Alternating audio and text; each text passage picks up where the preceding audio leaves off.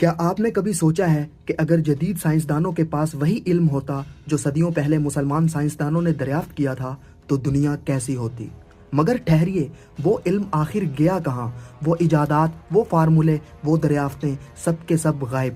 کیا یہ سب محض اتفاق تھا یا جان بوجھ کر انہیں مٹا دیا گیا؟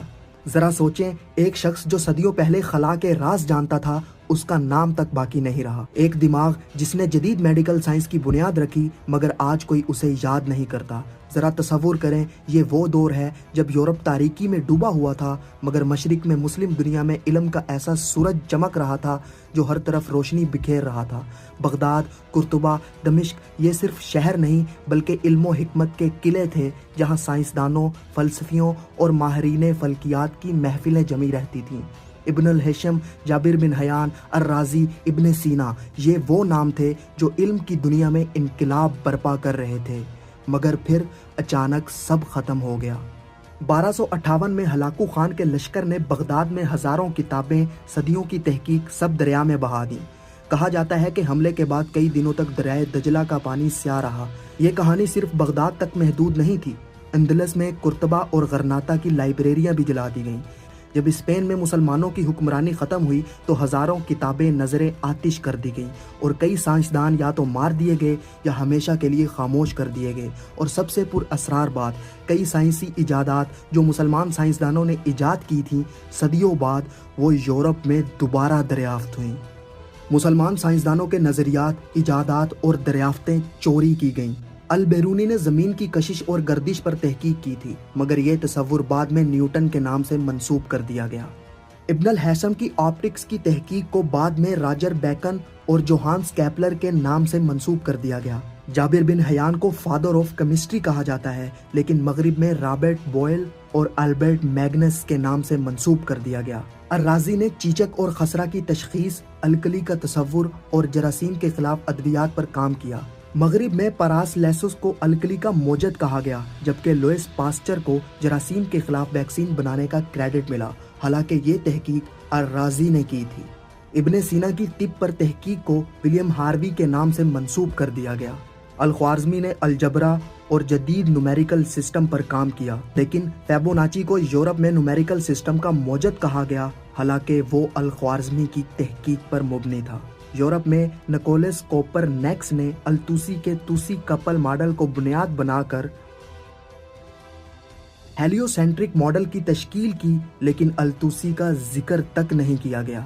ابن نفیس نے پھیپھڑوں میں خون کی گردش، پلمونری سرکولیشن کا نظریہ دیا، جبکہ بعد میں 17ویں صدی میں ولیم ہاروے کو اس نظریے کا موجد کہا گیا، جبکہ ابن نفیس نے یہ 400 سال پہلے دریافت کر لیا تھا۔ الزہراوی نے جدید سرجری، سرجیکل اوزار اور ٹانکے ایجاد کیے۔ ایمبروز پارے کو جدید سرجری کا بانی کہا گیا، جبکہ ولیم ہاسٹڈ کو ٹانکوں کا موجد مانا گیا، حالانکہ یہ تمام تکنیکیں الزہراوی نے متعارف کروائی تھیں۔ ابن رشد کی فلسفیانہ تشریحات کو ٹامس ایکوانس کے کام کا حصہ بنا دیا گیا۔ الکندی نے کوڈنگ، بصریات اور سائنسی طریقے دریافت کیے، جبکہ بعد میں راجر بیکن نے الکندی کے تجرباتی سائنسی طریقے کو بنیاد بنا کر اپنے اصول مرتب کیے، لیکن الکندی کا نام حذف کر دیا گیا۔ الفزاری، جو کہ پہلا عربی ایسٹرولیب تھا، ریگیو مونتانوس نے ایسٹرولیب پر تحقیق کو اپنے نام سے منسوب کیا، حالانکہ یہ الفزاری کی دریافت تھی۔ الزارکلی نے جدید ایسٹرولیب اور سورج کی حرکات پر حسابات کیے، جو کہ بعد میں جوہان کیپلر نے الرازقلی کے فلکیاتی ماڈلز کو اپنی تحقیق میں شامل کیا، لیکن الزاکری کا ذکر نہیں کیا۔ الخازنی نے مایا کے دباؤ پر تحقیق، کشش ثقل کی پیمائش پر کام کیا، جبکہ بعد میں بلائز پاسکل اور رابرٹ بوائل کو دباؤ کے اصولوں کا موجد قرار دیا گیا، حالانکہ یہ تحقیق الخازنی کی تھی۔ ابن خلدون نے تاریخ نویسی، سوشیولوجی اور معاشیات پر کام کیا۔ اگسٹے کومٹ کو سوشیولوجی اور ایڈم اسمتھ کو معاشیات کا بانی کہا گیا، حالانکہ یہ سب ابن خلدون کے نظریات تھے۔ یہ سب محض اتفاق تھا یا واقعی کسی گہری سازش کا حصہ؟ تاریخ ہمیں یہ تو بتاتی ہے کہ بغداد کی تباہی میں لاکھوں کتابیں ضائع ہوئیں، مگر کیا آپ نے کبھی غور کیا ہے کہ ان میں سے کچھ علم صدیوں بعد یورپ میں دوبارہ کیسے دریافت ہوا؟